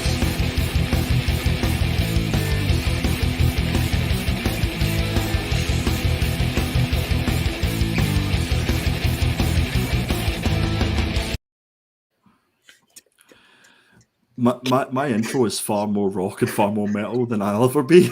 Oh mate, I love it. It's my kind of stuff. It's the killer indies for September 22nd, which will be week number 38 for all you pool list enthusiasts out there. So, Andy, what have you got in store for all of us and everyone in the chat for next week? Andy. I actually can't remember what books I picked, so I'm actually relying on your slides at the minute. So it's been one of those weeks. But yes, it's all coming flooding back to me now. It's the absolutely fantastic Stillwater issue. Back to me now. Take it to the bridge, Tom. It's Stillwater issue number 10. The wonderful, fantastic Chip Zdarsky and Ramon Perez on artwork. And let's not forget Mike Spicer. Oh yeah, Spicer on color work. we say it all the time. I think this is one of the books that people are kind of getting bored of us bigging up all the time. But for the last 9 issues, it's been consistently fantastic. Chip Zdarsky is another writer that is doing absolutely marvelous things. Crossover number 7 is another book that everybody should experience, and it is an experience. It will make you pick up issue number 8 of Crossover, to be fair. So yeah, Stillwater issue number 10. It feels like this has been on. It feels like a while since the last issue came out. I don't know if it's been delayed, this one, but again, yeah.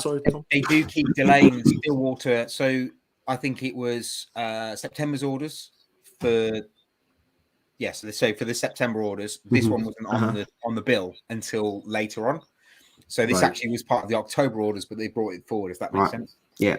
So it has been a little while. There's probably been a bit of a month break on Stillwater. Same with Crossover. There's been a month break. Yeah, it definitely felt that way because I remember the last issue was particularly good on this one. It really set things up, and you were really. We done the review on it, and we were really keen because it was almost like it was going in another direction, and it just feels there's a little bit of a lull. So what I might need to do in this one is maybe reread the last couple of issues before I go into this issue. But yeah, definitely, it's definitely one to be picking up. I would literally love to see this as a TV show. Yeah, this would be incredible. It strikes me as something that if it was in the 90s, it'd be on Bravo. Yeah.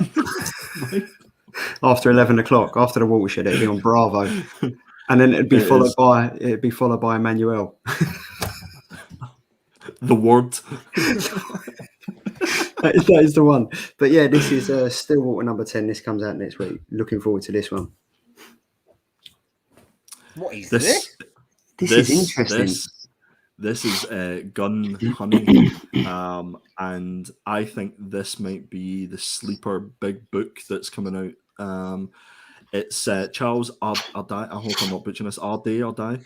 And Ang Hor King is doing the artwork, and it's from Titan Comics. So this might be one that if you do want to pick it up, you need to pre-order it from your LCS or go and talk to the man above me there.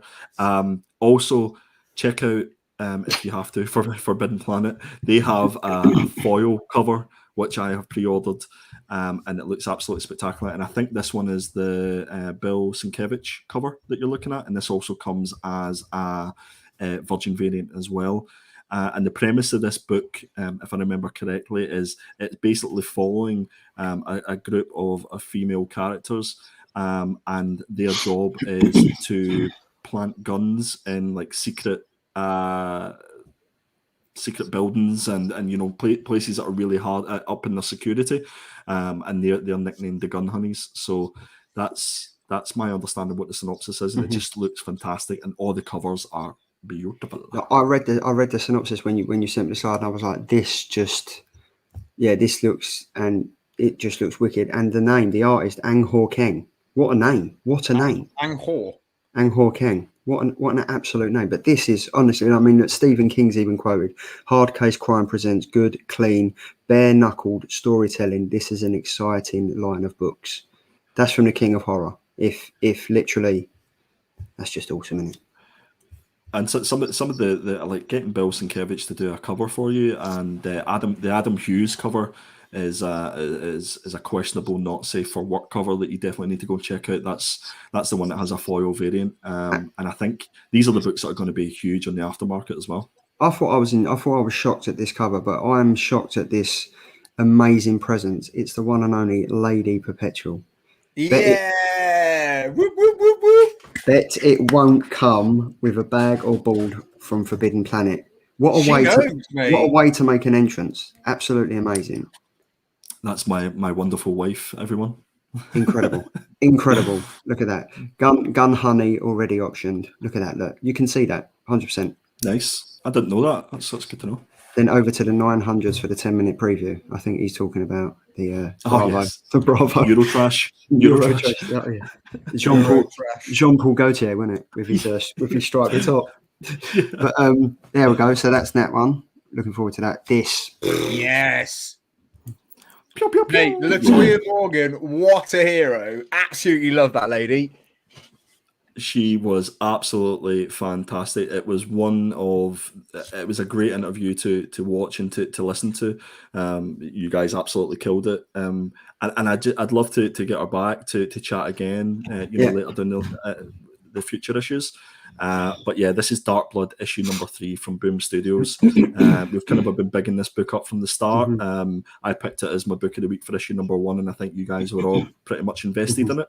And issue 2 certainly didn't disappoint either. So definitely go and pick this up, Latoya Morgan, and definitely go and check the rewind of the Latoya Morgan interview. She's done some fantastic things, including Walking Dead and all that good stuff. So yeah. Like for me, I fanboyed proper when she was on the show. Right? I love my Walking Dead. Darren can attest to that as well. He's a Walking Dead fan as well. And I tell you what, I've always said, and I think we've all always said, John Boy Mayers was inspirational when he came on. His talk lifted us. And it was amazing. And we're lucky enough to have had John Boy, who's a massive friend of the show. But we had Latoya Morgan on, who was incredible. Like I was just sitting, I was in awe, and I was just sitting there listening to her from what she's done, from like the writing of The Walking Dead to the US Shameless, and she's got her own featurette out now. It's only 10-15 minutes long, but she's done it, and it's incredible. And the latest episode of Walking Dead that comes out on Monday, that's another episode. That's the other episode that she's written, Into the Ashes. I'm really looking forward to seeing it because she's killing it. And this comic, I'm loving the fact that there's literally 3 depths to this comic. You've got the hand with the syringe, you've got the character, and then you've got in the foreground, you can kind of see what's looking to happen. This comic for me, Dark Blood issue number 3, I reached out to Ross Ritchie and was like, how the hell do we go about making this more than 6 issues? And he said, let Latoya Morgan know what you want to do and absolutely flood her Instagram. So that's what I've been doing. 100% we have to do it. It is literally. What, mate, I would absolutely 100% let's get her back on the show, mate. Let's do it. I mean, she said she would come back on the show. Let's get a Kickstarter going. Let's get it sorted. I mean, like Charlie said, when we interviewed her and we were chatting away, I almost forgot we were interviewing her. Yeah, because we were just listening to her. And if you watch back, there's a few parts where both me and Charlie pause and don't say anything, and she's talking away. She stops, and we're both like. Yeah, it's super. I reckon if this does go beyond the 6 issues, that we should definitely try and get a cover. Yeah, Killer Comics cover. Well, we've already got. So much. She's already said that she'll do the writing. We've already got Jeremy Holt that said he'd do that. We've got John Boy Mayers who said he'd do the cover. We kind of just need the publishers now. So Boom Studios, Ross Ritchie, you're a friend of the show. If you want to just crack on and that's the thing, guys. I think people in the chat and people that are watching the rewind think that we're joking, but we're not. We're really not. Dark Blood issue 7. Boom Studios, Geeky Guy Comics, Killer Comics Show. Oh, wouldn't that be amazing? Exclusive. That would be incredible. That would be amazing. That would be incredible, wouldn't it? But I mean, look at this. I mean, we've got is that Wesley Snipes? It does look like Wesley Snipes, doesn't it? If you remember, mate, she said she based the entire character off John Boyega.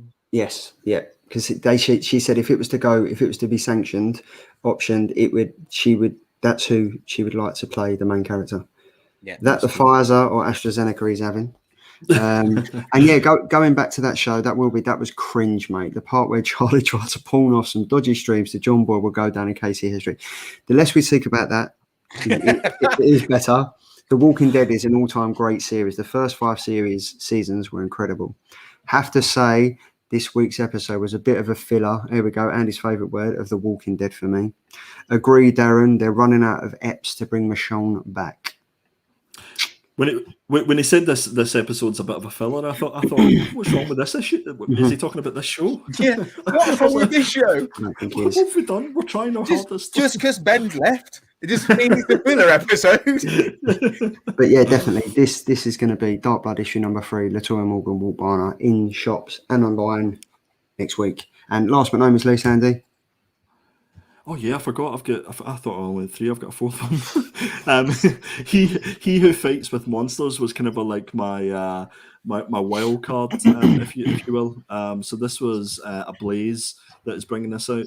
So again, probably another book that you'll need to pre-order if you haven't already. And it's Francesco Artibani on writing and Werther del Idera on art. And you've probably heard Werther del Idera before, because I believe he does another famous book, doesn't he? He does.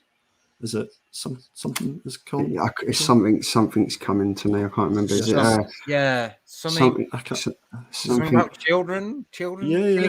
I mean, and they've even pushed it that much that they've put it on the cover, which is so. Yeah, I mean, you know what you're going to get with the artwork, and I can't even remember what the synopsis was about, but I'm guessing it's something to do with fighting monsters. So just go check it out. And a Blaze is like one of them publishers that kind of, they're ticking away in the background, and then now and again they'll just smash something out. Like I think the start of last year they brought out Kids, which was, they had all these movie homage posters, and it was about it was kind of like Stand By Me, and it was kind of a group of kids that were kind of dealing with stuff, and it had the younger version of it and stuff like that. And a Blaze, I'm expecting big things from them in the next couple of years, because I think they're definitely going to blow up. And with the likes of Werther del Idera and Francesco Artibani jumping on covers and comics like this, I think it's the only way is up, to be fair. Yeah, and these are the books and the important publishers that you need to pre-order those books, because that's the only way that you'll get issue 3, 4, 5 and onwards. And I think a lot of people assume that because we talk about Dark Blood, it's Boom Studios, that you just assume that loads and loads of issues are getting bought. But the only way that we'll get that second arc is if people are actually actively buying the books and not just buying the first issue. Yeah. And you know what? I think it's definitely going to be. And I mean, Andy, Killer Indies, like we've absolutely smashed this show this week. It's been every single thing that we've touched is kind of and read has been wicked. So it has been a wicked show. Really looking forward to this. But we've got a new section this week. It's called the Killer Comics Sneak Peek. Now, basically, at the end of every week, this is kind of to give you guys a heads up so you can kind of get more involved with the comics that we're reading and stuff like that. We're going to give you a sneak peek into what is going to be featuring on next week's show, or a tiny little snippet of it. So obviously this is going to be week 37 reviews. So up first we have Andy's pick, which is Primordial issue number 1, which was obviously the fantastic cover that you picked by John Gallagher. Jeff Lemire, Andrea Sorrentino is doing this. Cannot wait. I think Phil had read it. It's obviously already been out, and Phil had mentioned in the comments a few things about it, but I haven't read it yet. I normally wait until the Monday before the show, or the Tuesday before the show, that I'm going to read all my books. So I'm holding off. But yeah, I'm really looking forward to seeing what this is all about. Good. And we have more. Tell me more. Yeah, this is my pick. I'm looking forward to reading this one. Again, same as Andy, I don't read them until Monday. So, yeah, I am looking forward to pick this one. If Andy hadn't have picked Primordial, I'd have picked that one. It's one of those things that me and Andy spoke about these 2 books, and they are 2 books that we thought would be hot. So we were like, one of us has to pick one, and the other one picks the other. And this is going to be interesting because Boom is obviously... in Boom we trust, but we spoke with Chloe last week, and this is by Jude Ellison S. Doyle and A.L. Kaplan, who not many people, me and myself included, have heard of. So this looks very good. This girl's obviously been through the wars a bit, the cut on her lip and the greys under her nose, but yeah, I'm looking forward to reading more of this. Yeah, I think this will be a tough read. This will be a real tough read. Yeah, it's going to be a hard one. Yeah, I think the idea behind it is that she's a nice person that's made out to be a horrible person, and then she kind of embraces being a horrible person. Yeah. So that's your pick, Tom, and mine is Nobody's Child. Now, this for me really struck a chord. So this is about rhinos. They're becoming extinct and stuff. And this is, I don't want to go too much into it because we're going to review it, but it's by Behemoth Comics. It's something I wouldn't have normally picked, but I wanted to step away from my Marvel, my DC, my Image, and I've gone to Behemoth. And the synopsis of this, write it down, Nobody's Child, check it out. This is going to be a very, very good comic. I'm looking forward to this. And interestingly enough, with this one, guys, Sparks from You Promised Me Comics, check out his channel. They've actually got a Kickstarter. I think it's a Kickstarter special cover that you can pick up for this one. So if you're interested in that, go and check those guys out. It looks absolutely stunning. So that is, that's the That's the sneak peek. I kind of like that. But we have got something else for you guys. We do have something else for you. Now, as you know, we get guests on the show. I just thought we might as well just share something with you. You've all been with us all night, so just sit back and look forward to this, guys.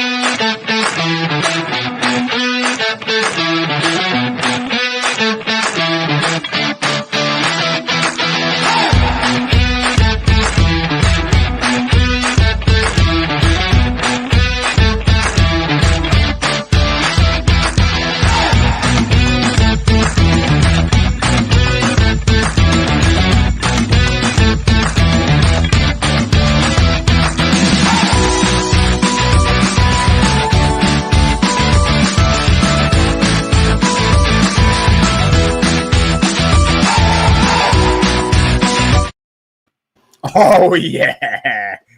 Who could that be? We are very much looking forward, and I think I'll speak for the two guys above me that Andy's probably fanboying at the moment. We have the incredible, seriously sensational, fantastic artist. We have the one and only Jock is going to be on the show on October the 14th. So set your alarm, set your notifications, because it's going to be a seriously awesome show. Like, this is all Andy's hard work is absolutely paid off. All them pictures that he's been sending him, all them, like, everything that he's been sending him, all them begging and everything. It's all happened, mate. And I can just take my hat off to Andy for putting this together, mate. You've been absolutely awesome. And we are going to go. We've got another stellar guest. It's the one and only Jock. He's going to be joining us on October the 14th. So make sure you stay tuned for that. It's going to be sensational. I mean, he has been acclaimed as being the best Batman artist of the modern age. Mm-hmm. There we go. It's not bad at all. Guys, I'm so looking forward to it. I'm nervous at the same time. I'm lucky enough to have met and spoke to Jock before, but I'm just really looking forward to being able to introduce him to the Killer Comic Show and to sort of have a chat, and then we can meet him for a beer and a curry at Thought Bubble. I mean, we've got quite a few guests to buy a drink, haven't we? We've got Ram V, we've got Chloe, we've got Scott Snyder, we've got and we've got Jock. So it's going to be a great show. And isn't that the person you mentioned last week? Yes, it is the person that we spotlighted last week. Phil has just pre-ordered Jock's new Batman mini. Very much looking forward to that. Who did the Joker cover? Yes, it is that sensational Joker cover. But yeah. That's another show. I think just to finish it off, we do have the poll has come to an end, and the winner with 41% of the votes, it is Iron Man. It is the Raza Iron Man cover. Iron Man got 41%, Harley Quinn got 35%, and Primordial got 23%. And that's every single viewer done that. There we go. Guys, I'm not angry. I'm just disappointed. That's all right. Yeah, that is it. Got his art on the Primark t-shirt, didn't he? Yeah, he did. That is the one we mentioned that last week. But guys, it's been an amazing show. You guys have rocked. The chat has been rocking consistently since 9 o'clock. So thanks for staying with us for nearly 2 hours. Massive shout out to the one and only Attention Seeking Geek for smashing over 400 subs. If you're not doing it already, make sure you hit the subscribe button. Make sure you hit the like button for me, for the guys above me, and also for Ben the Attention Seeking Geek. It's been a wicked show. We've got Jock coming up on October the 14th. So yeah, it's going to be wicked. Make sure you hit that hashtag, The Killer Comic Show, and let us know what comics you're reading, what killer covers you think have been smashing the scene in the last couple of weeks, this week, in the week coming up. And yeah, it's going to be another enjoyable show next week. Very much looking forward to spending time with you guys. Very much looking forward to spending time with you guys in the chat. But before we finish off, have you guys got anything planned for next week? This week? Andy? Me? I just dropped my link to my Instagram, shameless self-promotion. So if anybody wants to come and follow me at perpetual.comics and IG, that would be absolutely fantastic. And I'm also on Twitter at Perpetual Comics.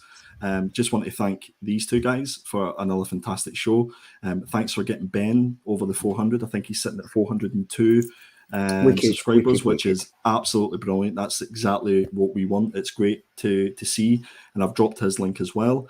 and I'm going to pass it over to my friend with the muscles, everybody's fireman, Mr. Not Quite Mint.